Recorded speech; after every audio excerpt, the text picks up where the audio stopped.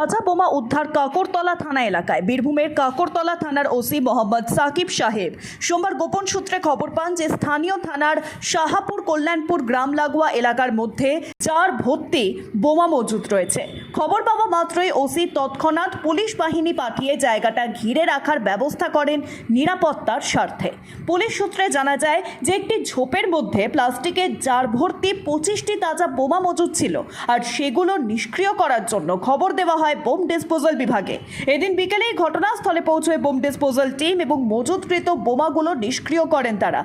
বোমা নিষ্ক্রিয় করার সময় ঘটনাস্থলে উপস্থিত ছিলেন কাকরতলা থানার ওসি মোহাম্মদ সাকিব সাহেব সহ অন্যান্য পুলিশ আধিকারিকগণ।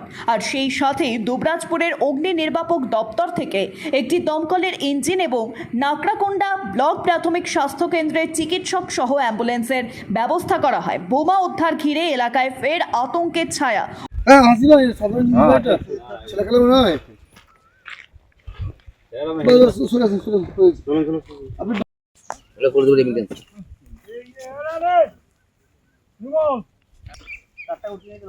বালতিটা কি করো? বালতিটা পুরো শেষ হয়?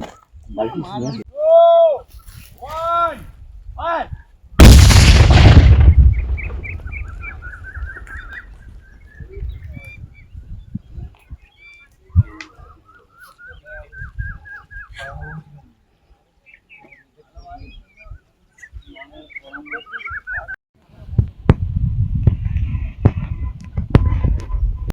Bureau report PB news. Andaman township project ফ্ল্যাটের থেকেও সস্তায় এবার নিজের বাড়ি।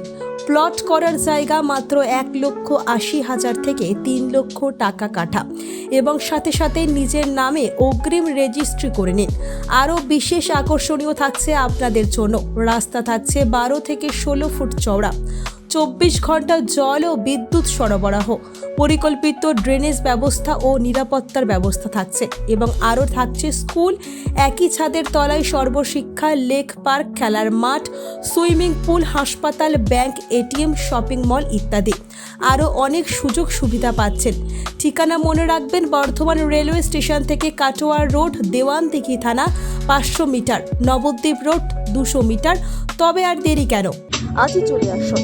যোগাযোগ নম্বর 8918777795, এছাড়াও 7547903108।